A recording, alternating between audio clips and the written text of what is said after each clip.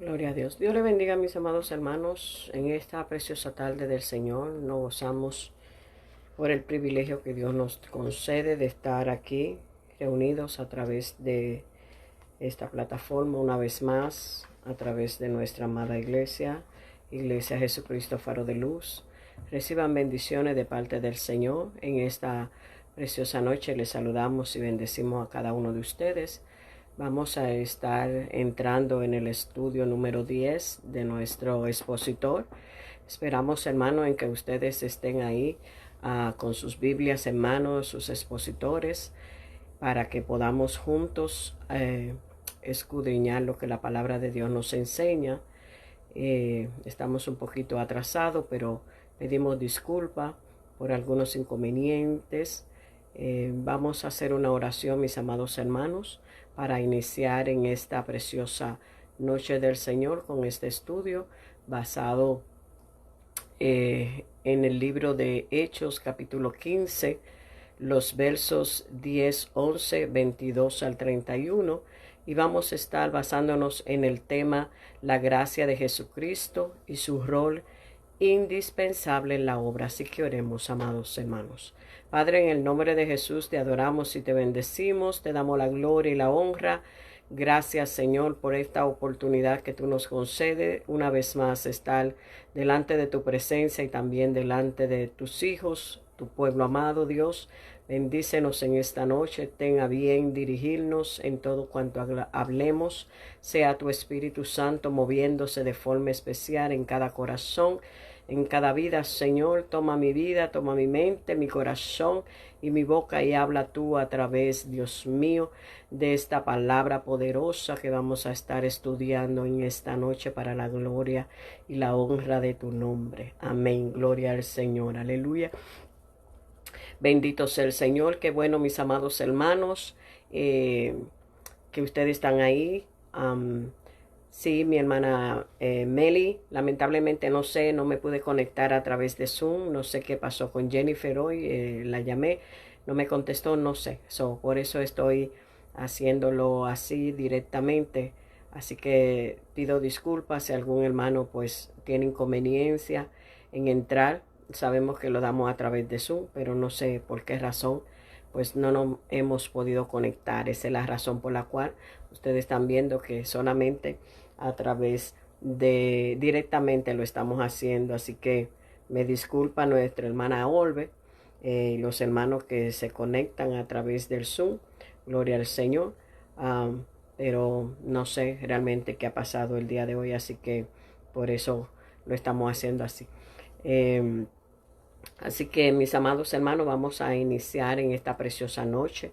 La semana pasada estuvimos viendo un tema muy bonito, muy interesante, gloria al Señor, a través, gloria al Señor, aleluya, de los labios de nuestro hermano Antonio. Y hoy vamos a seguir con nuestro estudio habitual, como les decía, bajo el tema la gracia de Jesucristo y su rol indispensable en la obra.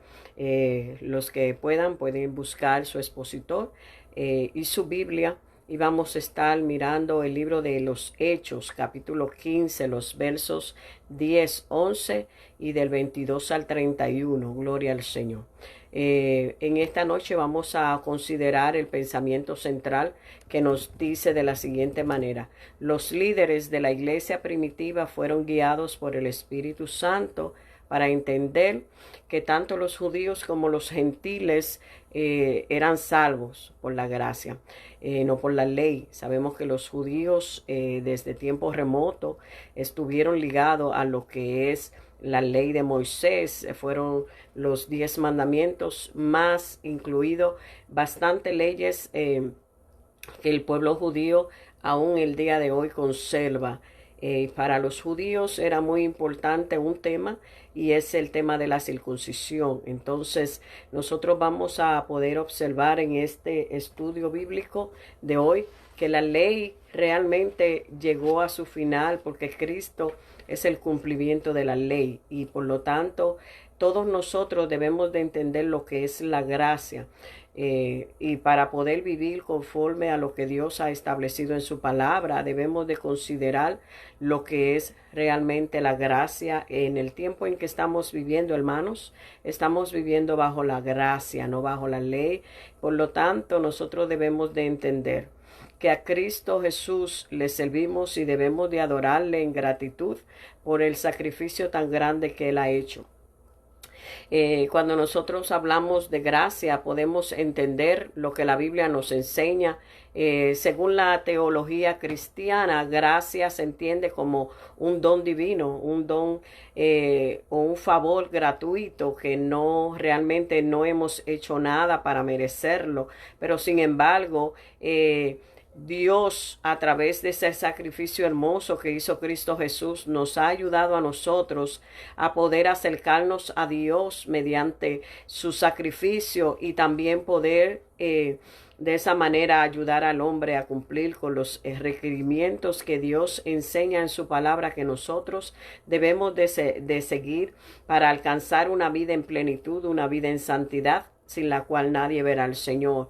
Así que nosotros debemos de entender, mis amados hermanos, que eso es un acto de amor, la gracia a través de la cual nosotros hemos alcanzado salvación y perdón de nuestros pecados. No porque nosotros hiciéramos algo adecuadamente bien hecho o bueno, para nosotros alcanzar esa misericordia, pero sin embargo nosotros podemos ver que por eso es que debemos rendirnos a Dios en gratitud, ser realmente agradecido de Dios por ese don tan precioso que Él nos ha dado, que es la gracia. Cuando nosotros hablamos de gracia, esta es una expresión hebrea que es traducida comúnmente como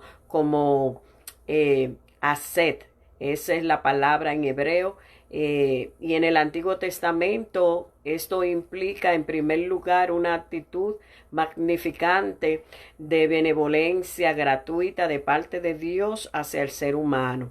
Entonces, entendiendo esto, hermanos, es de subrayar que de un lado de nosotros debe de haber humildad en reciprocidad con lo que Dios hace con nosotros, que es darnos la salvación gratuitamente. Entonces, la Biblia nos enseña, hablando de la gracia, en el libro de Romanos, capítulo 5, los versos 1 al 2, nos dice esa palabra poderosa: justificados pues por la fe, tenemos paz para con Dios por medio de nuestro Señor Jesucristo, por quien tenemos también entrada por la fe a esta gracia en la cual estamos firmes y nos gloriamos en la esperanza de la gloria de Dios.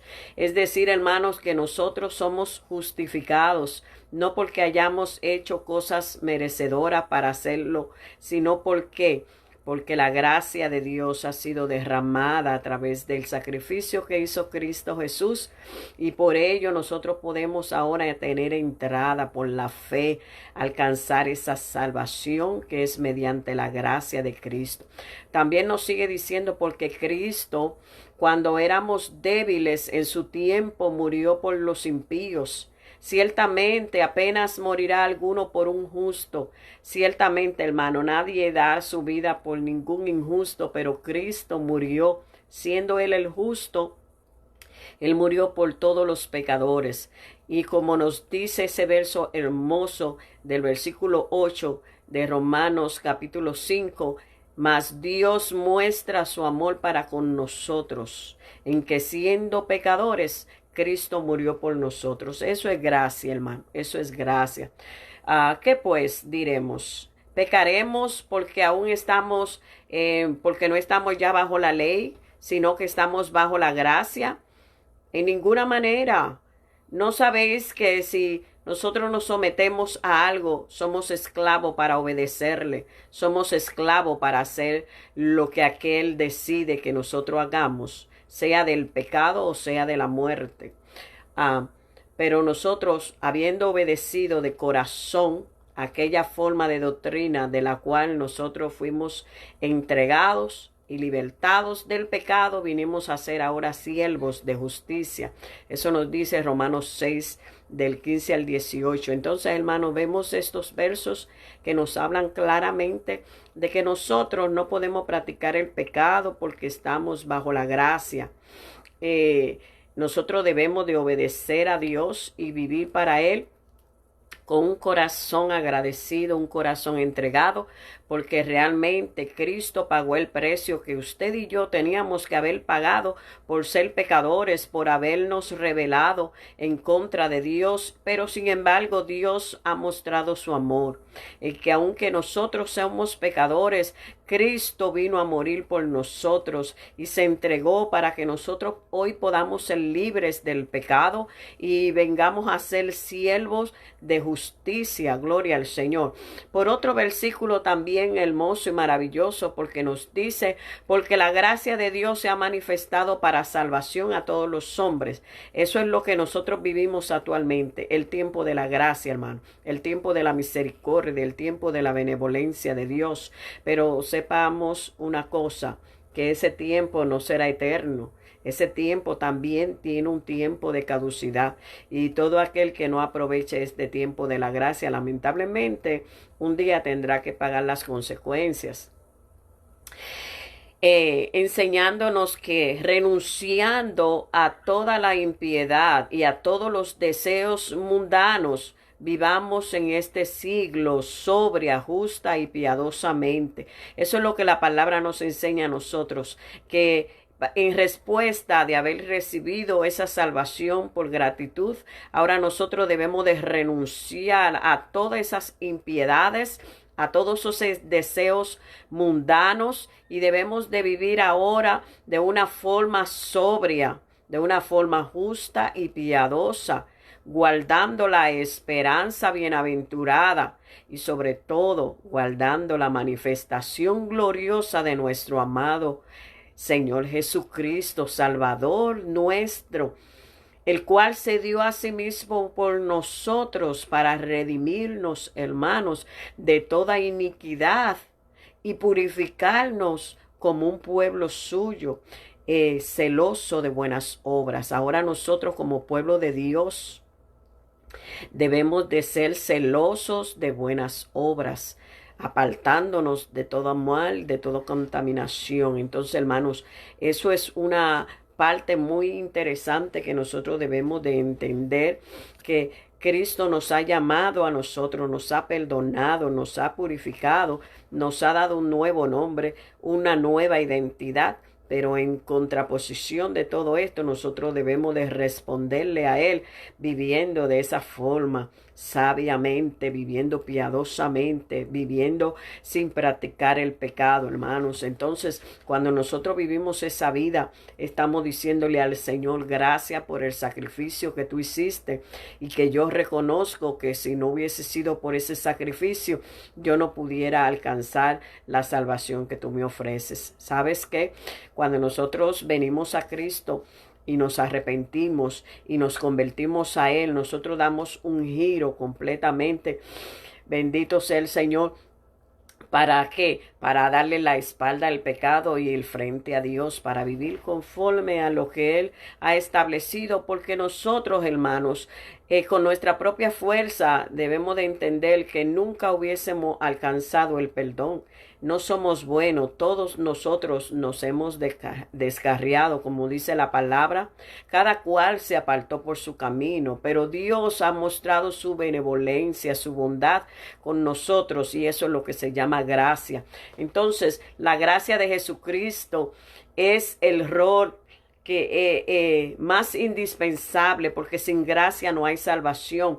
Es indispensable para la obra del Señor. Nosotros sabemos, amados, que la iglesia ha recibido de parte de Dios una encomienda, y esta no es una encomienda fácil, no es una encomienda cualquiera. La palabra del Señor nos dice, id por todo el mundo, predicad el evangelio a toda criatura. Pero no solamente predicar el evangelio, también es ir por las naciones y hacer discípulos. Cuando nosotros predicamos el evangelio, nosotros sembramos esa semilla, como dice el Señor En aquella parábola del buen sembrador, el sembrador sale a sembrar, siembra la semilla, hay diferentes tipos de terreno y la semilla va a caer en diferentes tipos de terreno. Ahora bien, una vez que la palabra ha sido implantada, no se puede quedar ahí porque sabemos que el enemigo viene y se roba esa semilla y hace que la obra sea infructuosa. Pero ¿qué es lo que hacemos para ser discípulos? Nosotros debemos de darle un seguimiento a estos nuevos creyentes. No es solamente ir, predicar y decirle a una gente, Cristo te ama, conviértete. Ok, muy bien, ya se convirtió. Ahora que no, ahora sigue el discipulado de esa persona. ¿Por qué? Porque la iglesia tiene que hacer discípulos, porque no es solamente dar una palabra. La iglesia primitiva en este tiempo estaba haciendo una ardua labor. Y en este tiempo ella comenzó a predicar el evangelio, pero también comenzó a adoctrinar, comenzó a discipular, comenzó a formar nuevos discípulos, nuevos obreros para que pudieran hacer el trabajo que realmente el Señor les había encomendado. Entonces la iglesia de hoy en día y de siempre, amado, ha tenido que hacer esa ardua labor. Nosotros recordamos cuando Jesús estaba en una ocasión, dice la Biblia que él estaba con sus discípulos y él fue a predicar. Jesucristo estando en la tierra, él iba por todas las aldeas, por todas las ciudades predicando el evangelio a todo aquel que escuchara, pero no solamente iba predicando la palabra, sino que él iba sanando, él iba libertando. En una ocasión, él estaba en esto y de pronto él ve una gran multitud y dice la Biblia que él tuvo compasión de ella porque vio a todas estas gente como ovejas que no tenían pastor, como ovejas desamparadas. Y hoy en día, hermano, la gente está desamparada igualmente, como ovejas que no tienen pastor. Y es ahí que la iglesia está llamada a brindarle ese pasto fresco, ese alivio, ese refrigerio a su alma. Y es a través de la enseñanza de la palabra, es a través de la predicación del evangelio. Y nosotros sabemos, mis amados hermanos, que la Biblia dice en esa ocasión, Jesús se puso a mirar esta multitud que estaba en esta situación y él se mira, se voltea a sus discípulos y les dice, a la verdad que la mies es mucha. Hermano, el mismo Jesucristo reconoció en ese momento que era mucho el trabajo. Y él dice también, y pocos son los obreros. Pero él le hace le dice una palabra a sus discípulos y le dice, rogad al dueño, al Señor de la mies, para que envíe más obreros. Hermano, hoy en día hay que seguir rogando a Dios. ¿Sabe por qué? Porque hay muchos obreros que no quieren hacer el trabajo. Hay mucha gente, hermanos, que está ahí sentada cuando pueden estar en el templo, sentada en un banco, adornando una silla, pero usted le pregunta si quiere hacer algo para el Señor y le dicen que no. No quieren trabajar para el Señor. Y es mucho el trabajo que hay. Cada uno de nosotros, la Biblia dice que hemos recibido dones de parte de Dios para hacer este trabajo. Y los dones son para la edificación del pueblo de Dios, para el crecimiento del pueblo de Dios. Y hay muchísima gente sentada, hermano, llenos de dones que no los están utilizando. Y hay otras personas, hermanos, que están siendo sobrecargadas porque es demasiado el trabajo que se le asigna a ellos sobre sus hombros, cuando nosotros somos miembros todos de un mismo cuerpo y cada uno tiene una función específica. Entonces yo me pregunto, mi amado, ¿para qué Cristo ha dado los dones a la iglesia a través del Espíritu Santo? ¿Para qué Cristo ha impartido los ministerios? ¿Para qué Dios hace las operaciones, como dice su palabra? Es para que nosotros trabajemos, porque la mies es mucha, el trabajo es arduo, el trabajo es grande. Pero los obreros, hermanos, escasean. Los obreros, los buenos obreros, son pocos. Entonces, por eso el Señor le dice en esa ocasión, rogad al Señor de la mies que envíe obrero. Es necesario, hermano, así como la iglesia primitiva, después del día del Pentecostés, ellos comenzaron esa ardua labor. Día y noche iban por las casas, ellos iban predicando y se iban salvando cada día los que iban a ser salvos y se añadían a la iglesia, pero ellos estaban haciendo su trabajo. El que no hacía una cosa hacía la otra. Y hoy en día, hermano, es duro encontrar gente que realmente esté dispuesta a trabajar para el Señor. Lo que yo quiero y lo que yo busco es fama, es popularidad, que me vean, que me reconozcan, estar en un púlpito con un micrófono en la mano, que ay, qué bonito, que me alaben. Hermano, eso no es lo que Dios anda buscando. Usted y yo podemos hacer miles de cosas fuera de un templo, fuera de un púlpito, fuera de un micrófono. No es necesario estar con un micrófono en la mano para uno estar trabajando en el Señor. La gente que más trabajan son las que ni siquiera muchas veces se le dan oportunidades en los púlpitos. Pero están haciendo muchas obras que tal vez usted y yo no nos damos cuenta porque como no son personas populares, como no son personas que están al frente de un púlpito o están buscando popularidad, hermano, ellos están trabajando por la obra del Señor, ayudando al que necesita, dándole una palabra, dándole un consuelo, dándole incluso dinero si es necesario, supliendo sus necesidades, orando, clamando, intercediendo. Hermano, hay muchas formas de ayudar y de trabajar en la obra. Y muchas veces decimos, yo no tengo ningún talento, yo no sé qué hacer. Hermano, la Biblia nos dice, da por gracia lo que por gracia tú has recibido. Y estamos hablando de la gracia de Dios. Dios ha derramado en nuestros corazones salvación y vida eterna en nuestras vidas por su gracia. Pues debemos de darle a otro por gracia lo que nosotros hemos recibido. Tal vez tú no puedas hacer muchas cosas, pero sí puedes contribuir. Tal vez no puedas ir a un lugar a predicar, pero sí puedes orar por esa persona que predica. Sí puedes darle tal vez una ofrenda. Puedes hacer muchas cosas, hermano. Podemos hacer muchas cosas que el Señor ha puesto en nuestro corazón, en nuestras manos para hacerlo. Entonces, es muy importante, hermano, que nosotros, sobre todo los líderes, seamos guiados por el Espíritu Santo para poder ayudar a otros. El Espíritu Santo ha trabajado de forma directa desde el principio hasta el final de los tiempos. Él seguirá trabajando, gloria al Señor, en la iglesia, a favor de la iglesia. Entonces nosotros debemos de entender, hermanos, que debemos de apreciar esa gracia divina que se nos ha sido regalada a través del Evangelio. No debemos de abusar del Evangelio, no debemos de abusar de la libertad, no debemos de abusar de la gracia, porque hay gente, hermanos, que creen que la gracia es un libertinaje, que la gracia yo puedo hacer y deshacer. Hermano, la gracia es un periodo de tiempo, pero acordémonos que Dios es amor, pero también es fuego consumidor. Dios no puede ser burlado. Todo lo que el hombre siembra, eso mismo va a cosechar. O sea, usted me puede engañar a mí, puede engañar al pastor, puede engañar al líder, pero a Dios jamás lo engañará. Entonces, no podemos abusar de la gracia. Estamos en un tiempo de gracia, pero no podemos decir, oh, ahora yo voy a hacer y deshacer porque estoy en el tiempo de la gracia. Hermano, la gracia costó un precio. Y no podemos tener por inmundo la sangre de Cristo que fue derramada. Porque si alguno lo hace, sus consecuencias pagará, sus frutos saldrán.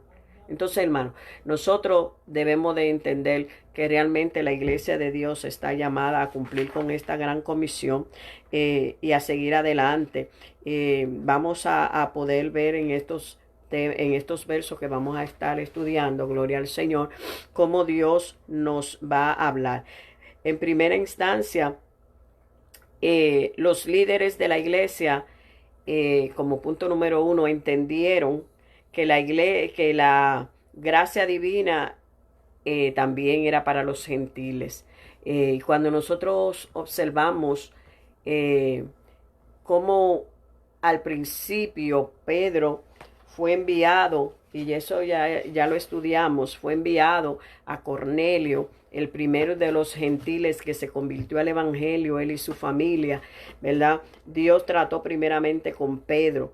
Entonces, luego que Dios levanta a Pedro y lo envía y comienza ese mover entre los gentiles, Dios entonces prepara a uno de los apóstoles más poderosos al trabajar con los gentiles, que fue el apóstol Pablo. Y Pablo sabemos que tuvo 3 viajes misioneros y él abrió un sinnúmero de obras, ¿verdad? Y él estuvo predicando, pero vemos aquí en el capítulo 15 que Pablo estaba lleno del poder del Espíritu Santo y él fue confrontado porque en aquellos días se levantaron un grupo. Ustedes saben, siempre hay personas que no entienden realmente lo que es el evangelio y lo que significa la gracia, sino que ellos creen que de acuerdo a sus opiniones es que se hacen las cosas y es que se llega al cielo. Pero sabemos que para nosotros entrar al reino de los cielos tenemos que seguir los parámetros establecidos por el mismo Dios. Y todos esos parámetros están establecidos en su palabra. Nosotros no podemos decir, a Dios se llega de tal y cual manera, cuando la Biblia no lo dice. Entonces esta gente no habían entendido, los judíos, que ya estábamos en tiempo de la gracia, ya la iglesia primitiva había nacido y ellos estaban mirando que los gentiles se estaban convirtiendo al evangelio y los gentiles estaban llenos de gozo y llenos del poder del Espíritu Santo. Y aquí vino una controversia porque muchos de los judíos querían que ellos se circuncidaran. Ustedes saben que la circuncisión era parte de lo que establecía la ley de Moisés, que tenían que circuncidarse al 8º día. Los niños, todo varón tenía que ser circuncidado, si no sería atravesado, sería muerto. Eso era parte de la ley. La circuncisión no significaba otra cosa más que cortarse el prepucio los varones, ¿verdad? Entonces, cuando ellos eran circuncidados, ellos consideraban que ya estaban limpios, porque eso era lo que la ley exigía. Ahora bien, nosotros vemos que aquí en los primeros versos, ellos venían enseñando eso desde Judea.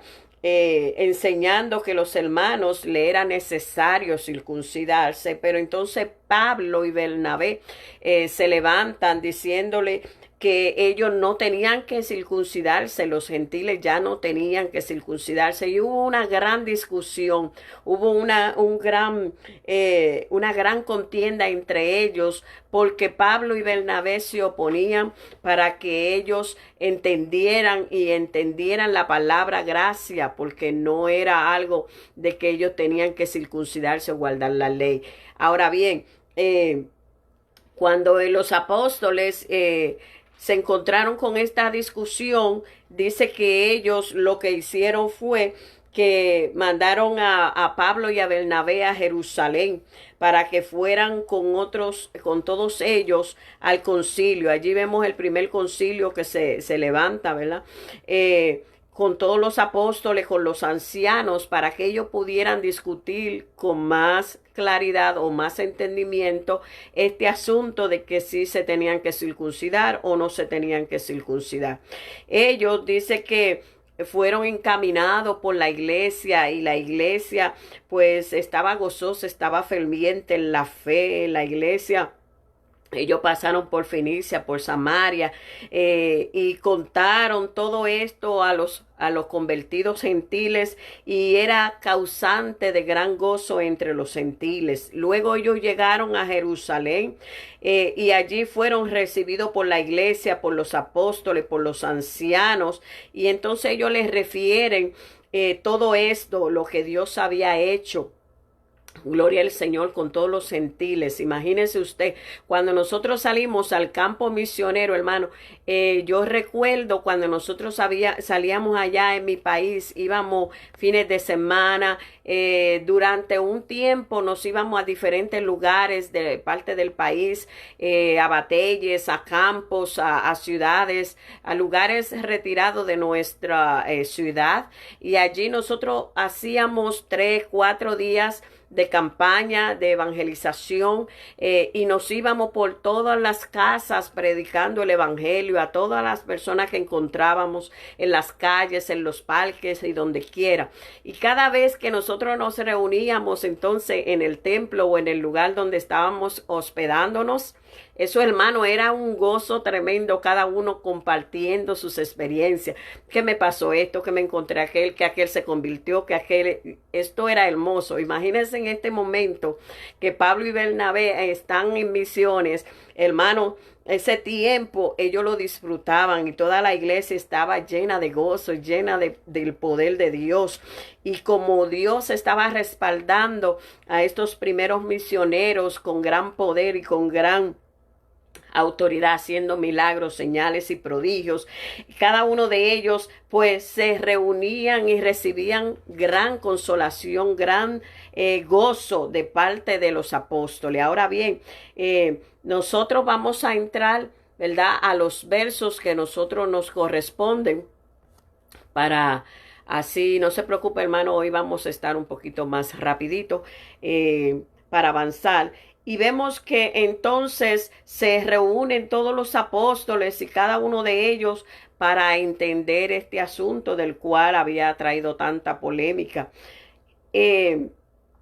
Entonces dice que entre ellos se levantó Pedro y les dijo: varones hermanos, vosotros sabéis ya que hace un tiempo Dios vino y escogiendo a los gentiles. Ellos oyeron de mi propia boca, le dice el apóstol Pedro, el testimonio, y dándole el Espíritu Santo dio testimonio de que los había escogido a ellos también como a nosotros. Entonces, dice que Pedro le dijo: ninguna diferencia hizo entre nosotros y ellos. Sencillamente el Espíritu Santo los llenó, los purificó por la fe. O sea, entonces ahí vamos a ver que ahora en el verso 10, que es donde nosotros vamos a estar hablando, dice el verso 10: ahora pues, ¿por qué tentáis a Dios poniéndole sobre la cerviz de los discípulos un yugo que ni nuestros padres ni nosotros hemos podido llevar? Y antes creemos que si por la gracia del Señor Jesús seremos salvos de igual modo que ellos. Y eso es lo que nos dice el primer subtópico de este tema, que nos dice que los líderes de la iglesia entendieron la gracia divina hacia los gentiles. Cuando nosotros leemos estos dos versículos que nos dice que Pedro les habla al concilio, a toda esta gente que estaban allí reunida para resolver este asunto, porque hermano, déjeme decirle que este asuntito no era fácil. Una gente diciendo, unos líderes diciendo que sí hay que circuncidarse y otros diciendo no, no es necesario. Cuando los líderes no están de acuerdo, hermano, lo que hay es un caos.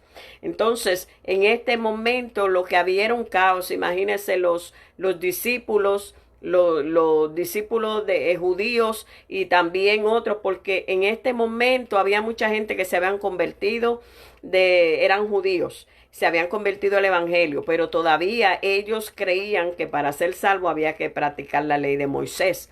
Por el otro lado, vemos que Pedro, Bernabé, Pablo entendieron que los gentiles también recibieron esta salvación por la fe, que ellos no tenían guardado en ningún momento la ley. Por lo tanto, si Dios se complace en darle a alguien una bendición, ¿quién soy yo para oponerme si fue el mismo Dios que se la dio? Dios está tratando directamente con los gentiles. ¿Quiénes son entonces los judíos, en otro sentido, para oponerse a lo que el mismo Dios está haciendo, hermano? Muchas veces nosotros estamos obrando y mirando y juzgando por la apariencia y creyendo que aquel no es digno de la gracia de Dios. Oh, este sí, aquel no. Ah, que mira que este pecador, mira que aquel, hermano. El corazón Solamente Dios lo conoce. Usted me puede juzgar a mí por mi apariencia, puede mirar lo que usted entiende que yo estoy transmitiendo, pero mi corazón lo conoce Dios. Muchas veces ni yo misma conozco mi corazón, porque muchas veces tengo que decirle al Señor, escudriñame y mira a ver lo que hay allá adentro, porque ni siquiera yo soy capaz de saber lo que hay escondido. ¿A usted no le ha pasado, mi amado, que usted ha tenido por tiempo una herida en su corazón que usted ni siquiera sabía que tenía? Y que un día el Señor le ministra y le sana, y entonces que usted entiende que esa herida estaba abierta desde cuándo, y yo ni cuenta sabía. O sea, usted y yo no conocemos ni siquiera nuestros propios corazones. ¿Cómo vamos a conocer el corazón de otra persona? El único que conoce, escudriña lo más profundo del corazón se llama Dios, el Espíritu Santo. Entonces, hermano, nosotros no podemos estar en contienda con que este sí se salva, aquel no. Nosotros no tenemos esa autoridad de Dios para decidir quién se salva o quién no se salva. En esta pandemia están muriendo millones de personas y hay mucha gente que nosotros consideramos que por su testimonio son salvos. Pero no lo sabemos a ciencia cierta, hermanos. Porque ¿qué sabe usted si en su corazón, en el corazón de ese que murió, había pecado?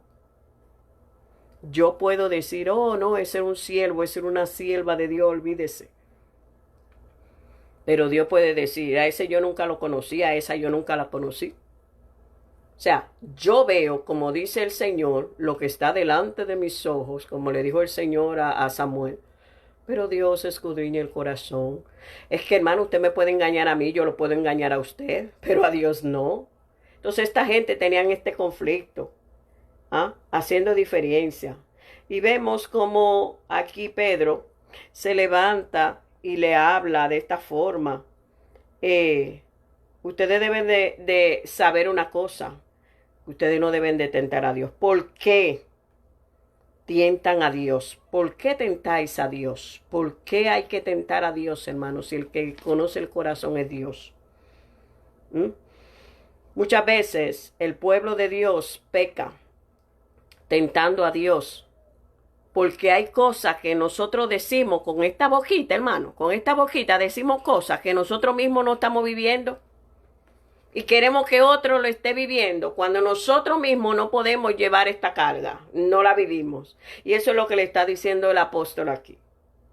¿Cómo ustedes están tentando ahora a Dios, poniéndole sobre la cerviz de estos discípulos un yugo que ni siquiera nuestros padres ni nosotros hemos podido llevar? Hay iglesias, hermanos, que esclavizan sus miembros. ¿Por qué? Porque la Biblia nos dice a nosotros que nosotros debemos de apartarnos de todo pecado, vivir en santidad, es cierto, pero a veces no se nos enseña lo que es realmente santidad y lo que es realmente pecado. Todo lo encubren en pecado, todo es pecado, todo es pecado. Y uno, hermano, que a veces no tiene el conocimiento de la palabra, vive bajo un yugo de esclavitud. Como dice la Biblia, no tomes, no bebas, no manejes, ni siquiera gustes. O sea, se nos quita hasta el derecho de respirar, porque todo es pecado. Déjeme decirle, yo vengo de una iglesia donde todo, al principio, cuando yo me convertí, todo era pecado. Todo era pecado.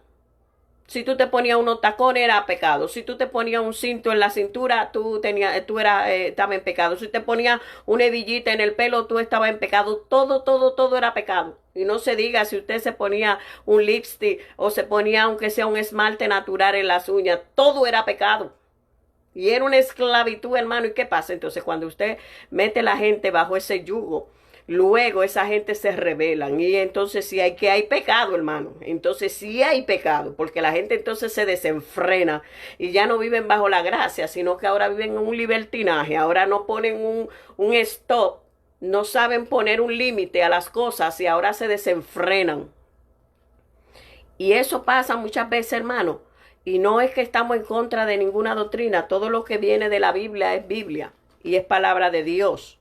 Pero hermano, muchas veces, como pasaba aquí, a la gente se le pone una carga que ni siquiera el que la está poniendo la puede llevar.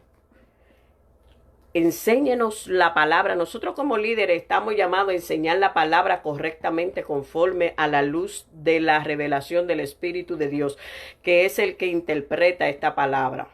No a lo que yo creo y usted cree según su carne, no. Para uno interpretar la palabra de Dios tiene que meterse en ayuno, en oración y en estudio en profundidad con la palabra, para que la palabra nos confronte, nos dé. Entonces, esta gente, hermano, estaban poniéndole un yugo a estos gentiles que ellos mismos no habían podido llevar toda su vida. Entonces, ¿qué le dice Pedro? Antes creemos que por la gracia del Señor Jesús seremos salvos, al igual que ellos. Hermano, hay gente que se cree, mire, yo me encontré en una ocasión con una persona que usted sabe, mi pelo es risito.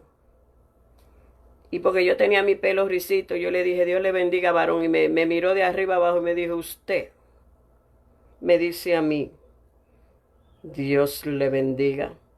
Con todo ese pelo alborotado y toda esa boca pintada. Yo lo que tenía era, hermano, ni siquiera color, lo que tenía era un chapstick para brillito de labio. Un predicador, un profeta que bajaba hasta fuego del cielo y calcinaba a la gente de ahí cuando no se convertía. Y eso me dio a mí una trompada, hermano, una galleta, como dicen, sin mano. Y yo le dije, Señor, casi lloré así, porque usted sabe, así en medio de una gente me hizo pasar esa vergüenza así. Yo le dije, Señor, yo bajé mi cara y yo le dije, sencillamente le dije, varón, si usted quiere recibe la bendición y si no la deja. Y me fui. Y le dije al Señor en mi corazón, Señor, y es que yo estoy en pecado. Yo no te agrado como soy, porque yo soy natural. Y vino un varón y me mira y me dice, sierva, Dios le bendiga. Ni siquiera me conocía. Y yo dije, pues yo no estoy tan mal entonces, porque este varón, sin yo conocerlo, me llamó sierva. Pero así es como el mismo Dios que me confortó el corazón, hermano. Cosas así tan sencillitas como esa que le estoy contando, hermano, pasan y han pasado y seguirán pasando. Mucha gente condenan a uno por ver sencillamente una apariencia. Pero usted no sabe lo que hay en ese corazón. Usted no sabe lo que está en el corazón del otro. Y muchas veces matamos a la gente, hermanos. ¿Por qué? Porque la juzgamos y creemos, este no. Mira este cómo está. Este no se va para el cielo. ¿Quién eres tú? ¿Quién soy yo? Para determinar quién se va y quién se salva y quién no. Eso solamente es Dios. Nadie. Nosotros debemos de vivir una vida conforme a lo establecido por la palabra, pero sin juzgar. Y una de las cosas que la Biblia nos enseña es que no debemos de juzgar a nadie. Dejar el juicio al que tiene el derecho de juzgar, que es Cristo Jesús. Entonces, esta gente, hermano, entendieron que la salvación para los gentiles era también dada de la misma forma que para ellos como judíos se había dado. Ahora bien, mis amados hermanos, esta gente se reúnen y es bueno entender que allí habían gente de Dios, de oración, gente de un espíritu verdadero, y se reunieron. Y nosotros podemos entender cuando vemos esta gente, como el Espíritu Santo la guía. Y de allí, hermanos, salieron las leyes que nosotros seguimos hasta el día de hoy. Gloria al Señor. Entonces, cuando Pedro le habla de esta forma, hermanos, nosotros podemos entender realmente lo que la palabra nos enseña, bien claro, que nos dice que es por medio de la fe. Y esto no es don de hombre, sino que esto es don de Dios. Eso lo dice en Efesios capítulo 2, verso 8. El hombre no ha hecho nada para merecerse la salvación. Esto es un don gratuito de Dios dado a la humanidad. Entonces, ahora Pedro, que le expresó, ¿verdad?, su propia convicción, su propia experiencia, él está en defensa de los gentiles. Y nosotros podemos ver cómo entonces Pedro se va en defensa de los gentiles y les habla de esta forma, hermano, porque es que cuando usted y yo hemos tenido una experiencia, mire, eso es algo importante. No es el hecho de venir al evangelio y llevar una Biblia aquí abajo e ir todos los días a la iglesia, escuchar el mensaje viene, el mensaje van. Hermano, es necesario tener una experiencia personal con Dios. Si usted y yo no tenemos una experiencia personal con Dios, todo lo que nosotros hablamos es pura palabra. Pura palabra. Hay un dicho que dice, háblame más fuerte porque tus palabras, tus hechos me impiden escuchar lo que dice tu boca. O sea, si nosotros no tenemos una verdadera experiencia en Dios, si yo nunca le he hablado a una alma, si yo nunca le he predicado del amor de Cristo, si nunca he visto una alma convertirse, ¿por qué yo tengo que estar hablándole a ustedes que usted tiene que ir a predicar una vida? Si yo no conozco a Dios, ¿de qué me vale decir del Dios de Abraham, del Dios de Isaac, del Dios de Jacob? Hermano, no, yo tengo que tener una experiencia con el Dios de los cielos, que es mi Dios. Si yo no tengo a mi Dios como mi Dios, ¿de qué me vale a mí hablar? Si yo no tengo esa experiencia, ¿cómo yo te puedo hablar a ti? ¿Con qué cara, con qué carácter moral? Si yo no conozco al Dios de los cielos, ¿cómo te puedo presentar un Dios? Si yo nunca he sido sanada, ¿cómo te puedo decir que Cristo sana? Si yo nunca he sido libertada, ¿cómo te puedo hablar a ti de que Cristo liberta? Y si no siento el gozo de mi salvación dentro de mí, ¿cómo te puedo decir a ti que Cristo salva? O sea, Pedro tuvo una experiencia personal con Dios. Dios trató con él, cabeza hueca, entiende que tú no puedes estar llamando impuro a lo que ya yo limpié. Y ahora él se lo dice a esta gente. Ustedes no pueden estar juzgando y tentando a Dios así, no pueden. ¿Ve? Entonces, esta gente, hermanos, se centran en escuchar este consejo sabio, porque como dice la palabra en el libro de Proverbios capítulo 11, verso 14, que hay consejo en la multitud hay consejo y hay seguridad. Allí donde hay un buen consejo, allí hay seguridad. Y también, hermano, esta gente procuraban estar unánimes en el mismo espíritu, como nos dice la palabra en Efesios capítulo 4, verso 3, que nos dice que nosotros debemos de ser solícitos en guardar la unidad del espíritu en el vínculo de la paz. Esta gente estaban haciendo esto, en cambio los otros estaban de revoltoso. Y nosotros podemos observar que esta gente estaban ellos decidieron, hermanos, escribir una carta, coger ese consejo. Y si nosotros seguimos leyendo, gloria al Señor, tenemos que irnos al verso 22, porque allí, gloria al Señor, no podemos leer todos los versículos, ¿verdad? Pero si nos vamos del 22 al 27, gloria al Señor, aleluya. Vamos a leer el 22 y el 23. Y dice el 22, entonces pareció bien a los apóstoles y a los ancianos, con toda la iglesia, elegir entre ellos varones y enviarlos a Antioquía con Pablo y con Bernabé,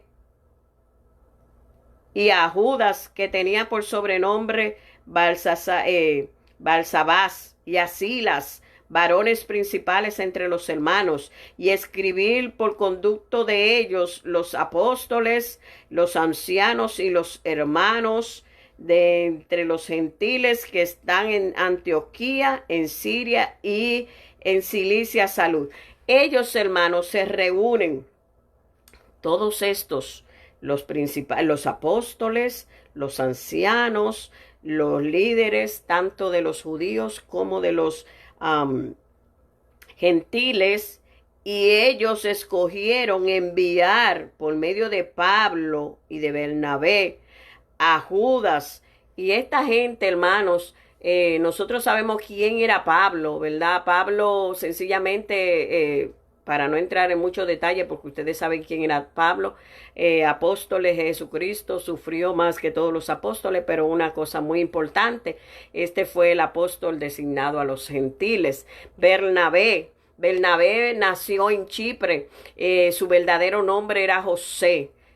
Con los apóstoles, sin embargo, lo llamaban Bernabé entre los apóstoles. Él era primo de San Marcos o de Juan Marcos, ¿verdad? Y él participó de la iglesia y fue obtenido. Dice que él vendió incluso sus bienes, sus campos y lo puso a los pies de los apóstoles. Y también vamos a ver aquí que nos habla de Sila. También fue otro de los que fueron escogidos. Este Silas también fue llamado, o era el mismo llamado Silvano.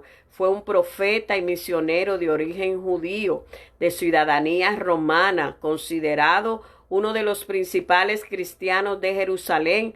Y aquí lo vemos que ha sido enviado o será enviado por los apóstoles a Antioquía. Él era compañero de Pablo en sus viajes misioneros. Y también nos habla de Judas, que también tenía por sobrenombre Barsabás.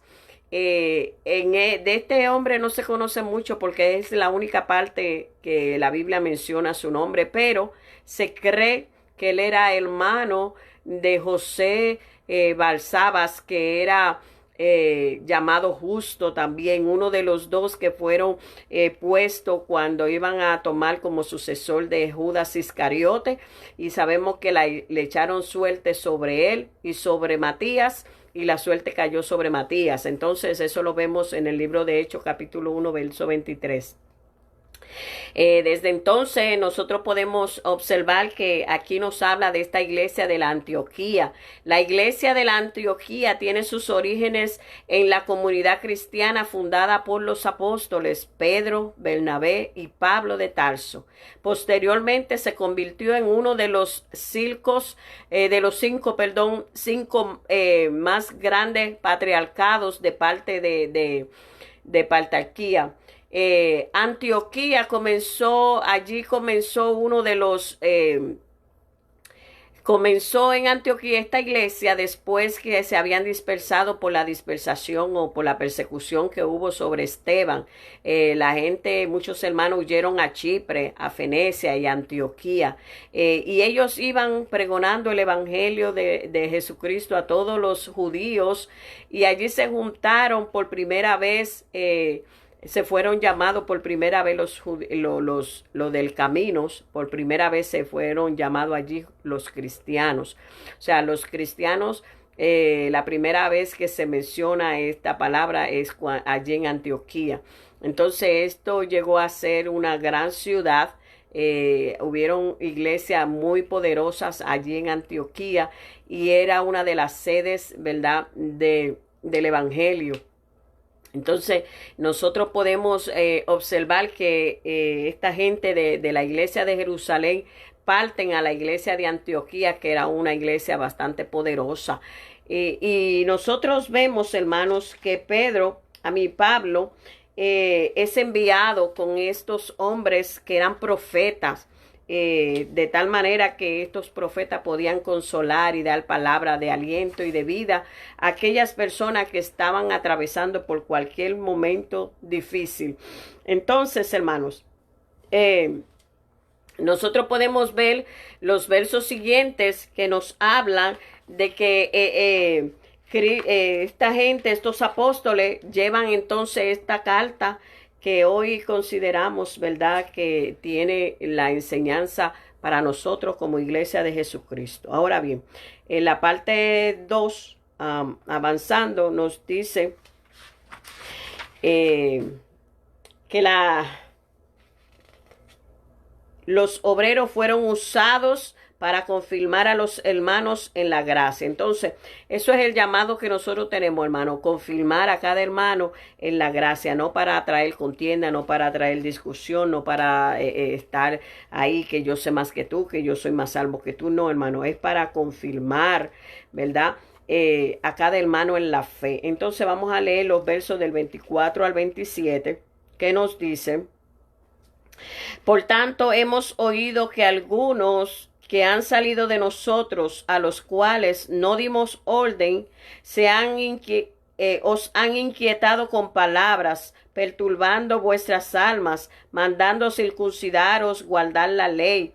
Nos ha parecido bien, habiendo llegado a un acuerdo, elegir varones y enviarlos a vosotros con nuestros amados Bernabé y Pablo, hombres que han expuesto su vida por el nombre de nuestro Señor Jesucristo.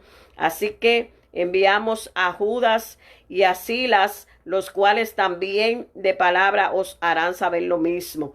Ya, ¿verdad? Mencionamos a estos 4 varones por los cuales se enviaron esta carta.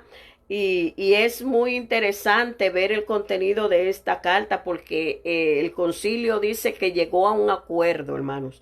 Y es muy importante en que la iglesia, los líderes estemos de acuerdo. Cada líder debe de estar de acuerdo. ¿Cómo es posible que yo esté trabajando como líder y yo esté en desacuerdo con mi pastor o con mis hermanos? Gloria al Señor. Si es para estar en esa discordia, si es para estar en ese desacuerdo, lo más prudente, hermano, si no llegamos a un acuerdo, es que nos separemos. Porque de esta manera es que la iglesia de Cristo va a funcionar en común acuerdo. Acuérdense que ya leímos ese versículo, que es importante mantener el vínculo de la paz, sobre todo, mantener la coinonía y la unión en el espíritu. ¿Por qué? Porque el Señor dijo, mire, si ustedes se aman mutuamente, y eso significa amarse, ¿verdad? Respetarse, cuidarse.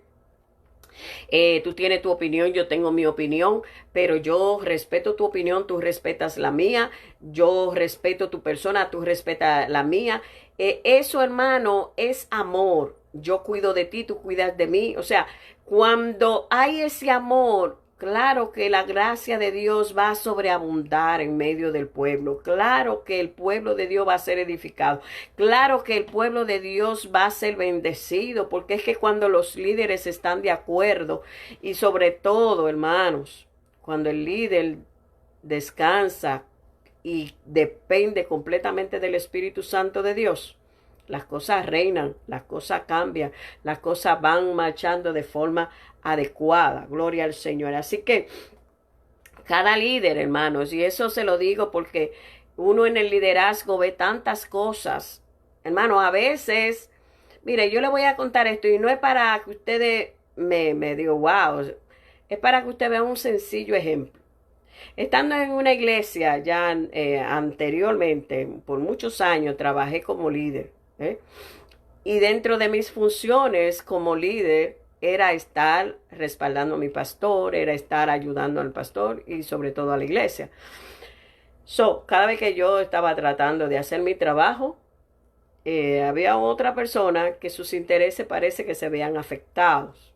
Entonces, en el caso de yo, lo que era una asistente a secretaria general de la iglesia, y la otra persona era la secretaria, ¿verdad?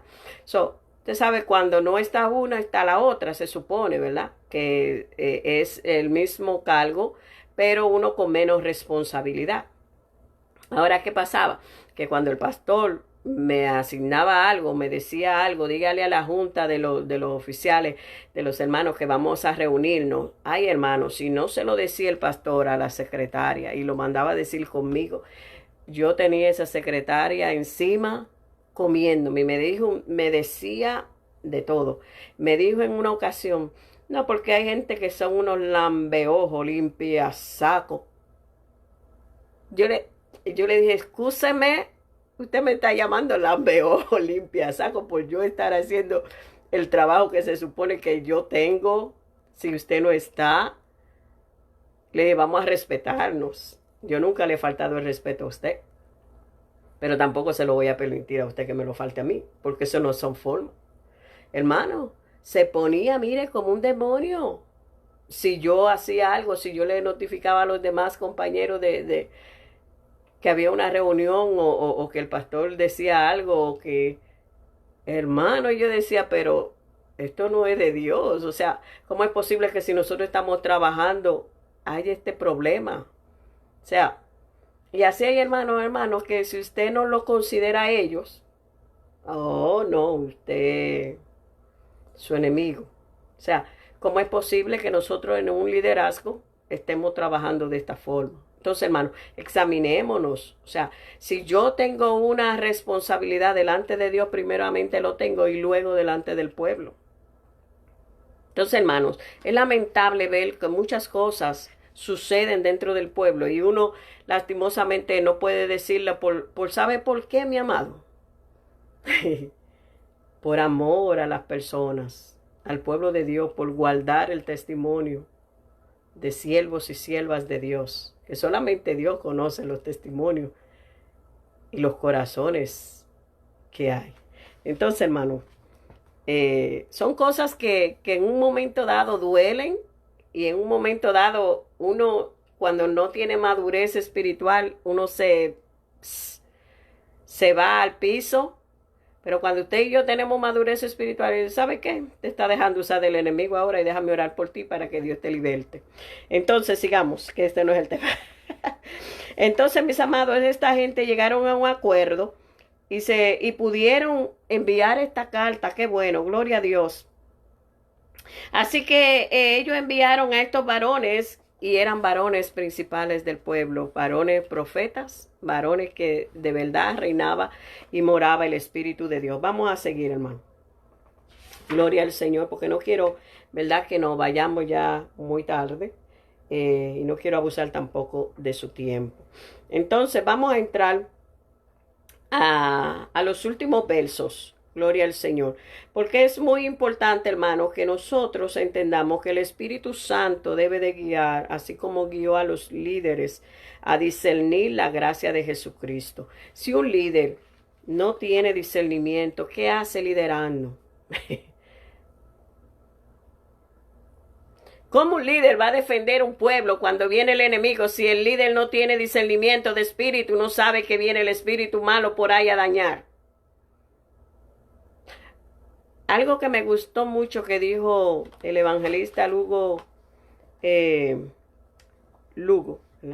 Robertito Lugo.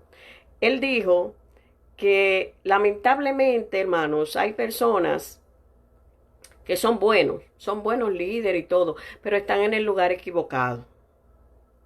Y el pastor de cada congregación debe de tener la sabiduría y la dirección del Espíritu de Dios para colocar a cada quien donde realmente corresponde. Porque yo puedo ser muy buena, por ejemplo, vamos a decir, trapeando el piso de la iglesia, limpiando la iglesia, muy buena. Y me ponen a mí de presidenta de alguna sociedad. Yo puedo ser la mejor limpiando el templo, pero no quiere decir que yo vaya a ser la mejor liderando a nadie. O sea, eso es muy importante, mi amado. Saber, y el pastor, los pastores, los líderes deben de saber a dónde cada quien corresponde. Porque lamentablemente, mire, yo les voy a decir, y disculpe usted que yo estoy hablando tanto esto, pero es que han habido cosas, hermano, y Dios sabe por qué trae todas estas cosas a colación. Yo veía líderes. Vengo de iglesias grandes, ¿ve?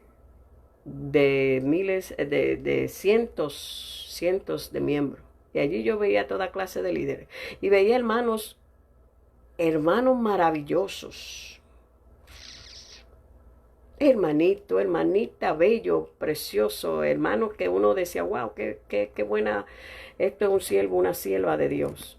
Pero usted sabe qué pasaba. Tan pronto le daban un liderazgo. ¡Ay, mi Dios eterno! Ellos se creían que eran los jefes. Se creían que eran los jefes. Y a veces había que decirle varón o varona o sierva, bájele 2 rayitas. Y tan pronto llegaban al liderazgo, hermano, se tomaban la apatía del pueblo entero. ¿Sabe por qué? Porque eran muy buenos. Siervo de Dios, tremendo, humilde, pero no sabían bregar con el poder. Le daban un poquito de autoridad y ya se subían hasta allá arriba, hermano. O sea, por eso es que el líder tiene que tener mucha cuenta a quién pone a dónde. No todo el mundo está preparado, aunque usted lo ame. Aunque usted crea que, ese sí es el líder. No, hermano, dele un poquito de poder y usted verá quién es quién. El poder corrompe a mucha gente. Esta gente estaban unidas, se amaban de verdad y estaban velando, hermano. El Espíritu Santo de Dios estaba ahí con ellos dirigiéndolo. Tenían un discernimiento, hermano, del Espíritu tremendo. Entonces, vamos a entrar a los últimos versos. Los obreros trabajaron para refutar la influencia de los mensajeros de la ley. Vamos a ir a los 24 y 25. Por tanto, hemos oído que algunos que han salido de nosotros, a los cuales no les dimos órdenes, ellos han inquietado con palabras, perturbado vuestras almas, mandándolo a circuncidar. Es lo que le estaba diciendo. O sea, mucha gente sin ser mandados o solamente porque tienen un puestecito comienzan a perturbar, a dañar. Ellos habían escuchado esto y ellos lo pararon, ¿ves? Entonces, estos líderes, hermano, ellos estaban refutando todas esas malas influencias, porque muchas veces eso es lo que falta. Y se necesita, hermano, esa confirmación de cada hermano, de cada creyente, sobre todo los nuevos creyentes, que esa gracia sea suplida por los obreros que lo están trabajando. Refutar toda herejía, hermano, hay que estar preparado. Cada obrero que está enfrente debe de estar preparado para refutar, para rechazar toda herejía que entra al pueblo de Dios y sobre todo aquellos que no tienen mucho conocimiento.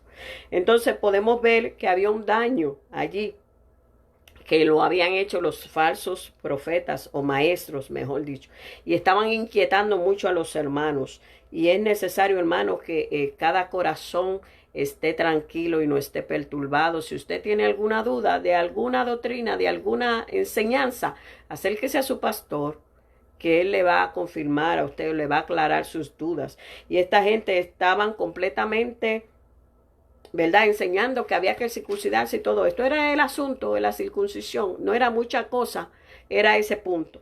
Pero todo eso estaba trayendo mucho disturbio y mucha gente estaba, ¿verdad?, completamente apartándose de lo que es la gracia. Y la gracia decimos, y volvemos y decimos que la fe es lo único que nos lleva a nosotros a alcanzar la salvación por la gracia que es en Cristo Jesús.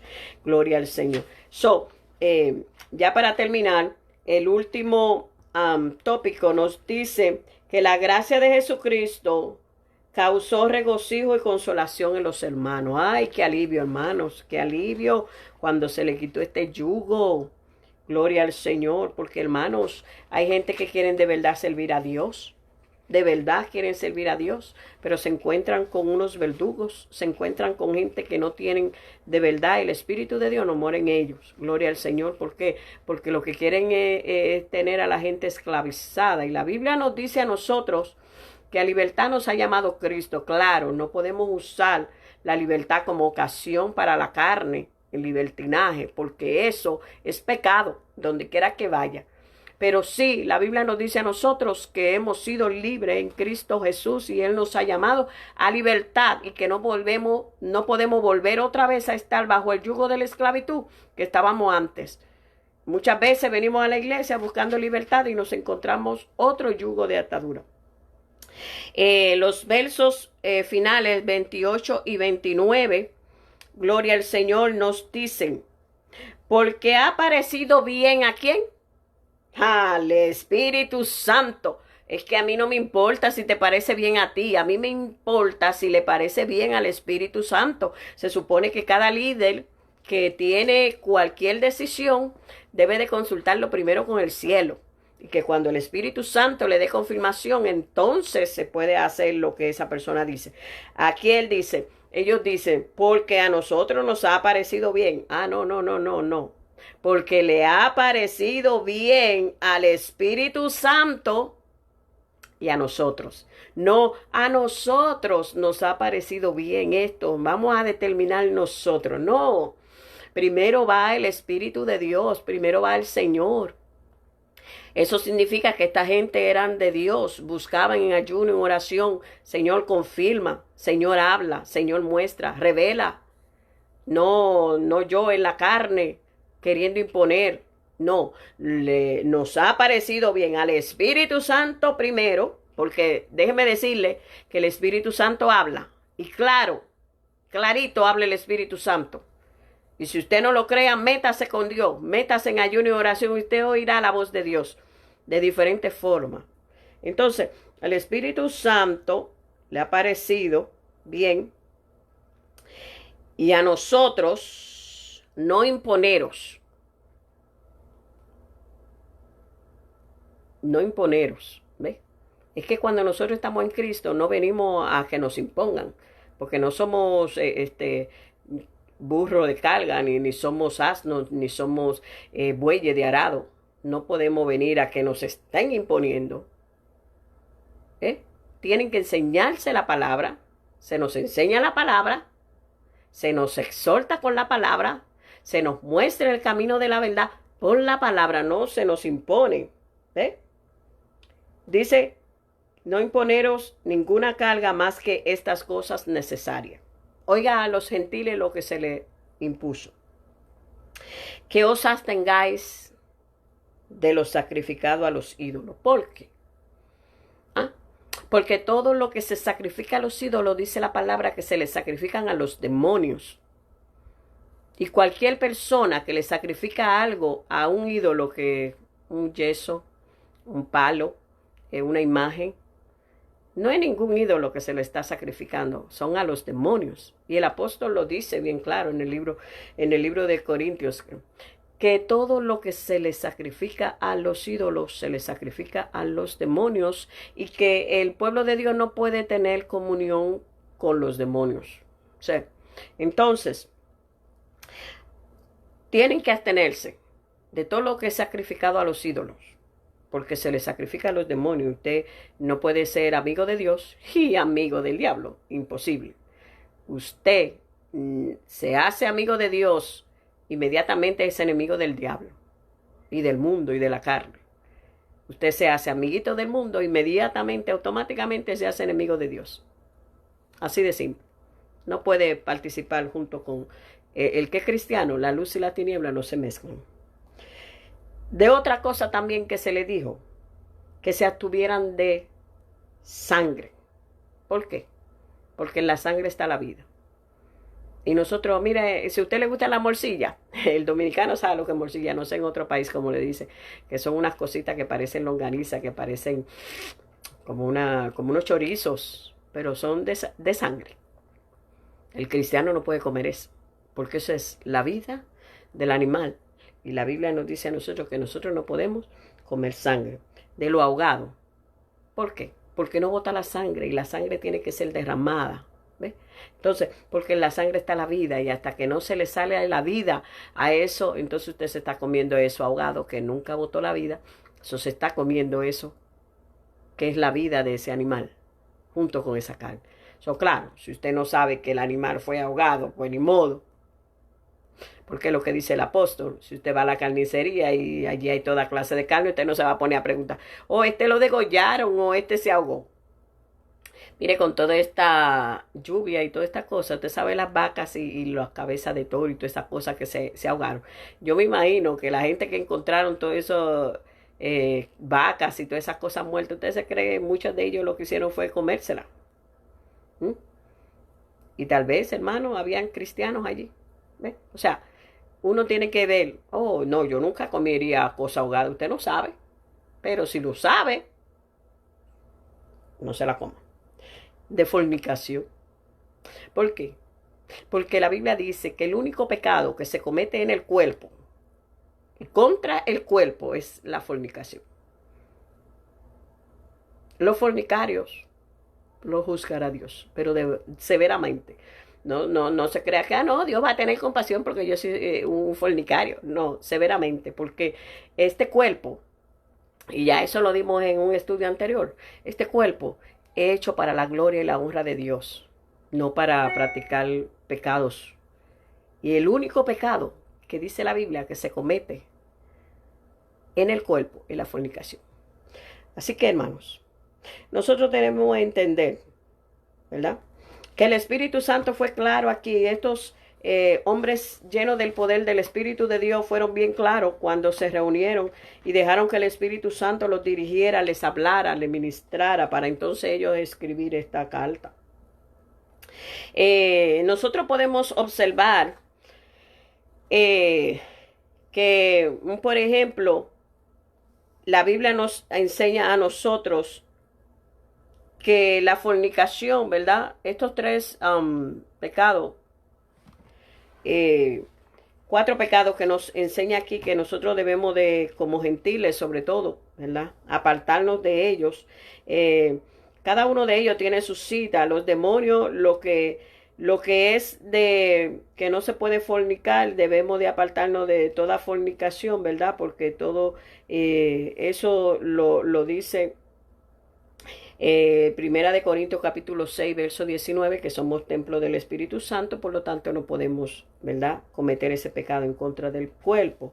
En Primera de Corintios capítulo 10, verso 20, nos habla de que todo lo que se sacrifica, ¿verdad?, se sacrifica a los demonios. Así que debemos de entender, hermanos, y establecer y precisamente mirar con mucha atención todos estos puntos para que nosotros, hermanos, no caigamos en contradicción, en condenación. Así que, mis amados hermanos, cada uno de nosotros tenemos que entender que somos llamados a vivir conforme a lo que Dios nos ha establecido en su palabra, y nos ha dado la oportunidad mediante el Espíritu Santo de elegir entre el bien y el mal.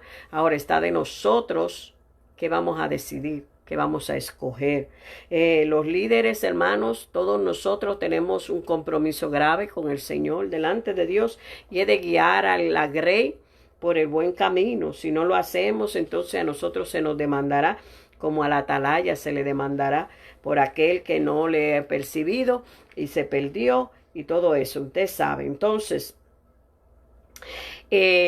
una de las cosas, hermanos, que nosotros debemos de considerar bien en cuenta para que nuestra salvación no tenga estorbo, ¿verdad?, es que nosotros debemos de abstenernos de todas esas cosas, vivir una vida en el Espíritu. Ahora sí que los últimos versos: así pues, los que fueron enviados, ellos descendieron a Antioquía, ya le dijimos, ¿verdad?, Antioquía, esa ciudad que era, y se reunieron en la congregación, entregaron la carta, ellos la leyeron y se regocijaron de gran manera por la gran consolación. Imagínense, toda esta gente, hermano, estaba sufriendo porque ellos tenían, después de adulto, cortarse el prepucio, y eso era dolorosísimo, hermano. Duraban 3 días de fiebre y muchos de ellos cogían infección en su miembro viril, y ya usted puede imaginarse el dolor tan grande. Y toda esta gente estaban, oye, ¿cómo vamos a hacer ahora que tenemos todos nosotros que circuncidarnos? O sea, de niñito era muy diferente, pero ya de adulto, hombres, no estaba fácil. Ellos estaban atribulados, hermano, estaban angustiados. Por eso que cuando ellos reciben esta carta, ellos recibieron gran consuelo, un gran alivio. Pues cualquiera, hermano. Imagínense, si a mí me dicen, tú estás sentenciada a pasar por esta o aquella situación, y de pronto me dicen, ¿sabes qué?, te quitamos esa carga. Oh, pues gloria a Dios. Yo voy a sentir el gozo más grande, el regocijo más grande. Así que, hermanos, nosotros debemos de entender, amados, que nosotros como líderes, como la iglesia de Jesucristo, estamos llamados a llevar consolación. Hablar la palabra tal y como es, sin quitarle ni añadirle. No es a mi interpretación, es a la luz de la palabra. ¿Ve? Esta palabra Es la que nos confronta. El hermano Antonio hablaba la semana pasada de eso, confrontamiento. Esta palabra nos confronta. Dejémonos, hermanos, confrontar por ella. ¿Ve? Sometámonos. ¿Ve? Pero si usted ve, hermano, que hay cosas que le están imponiendo a usted como pueblo, porque aquí no solamente estamos reunidos tal vez la iglesia de Jesucristo Faro de Luz, que gloria a Dios, ¿ve? Van a estar conectadas otras personas de otras instituciones, de otras iglesias, incluso de otros países. Si usted ve que allí lo que se le impone es un yugo que usted mismo y ve que los demás no pueden llevar, hermano, órele al Señor y busque un refugio en Cristo Jesús. Salga de allí, como dice la Biblia, salir de en medio de ellos. ¿Ve? Entonces, mis amados hermanos, realmente deseamos que la paz del Señor gobierne en sus vidas, en sus corazones.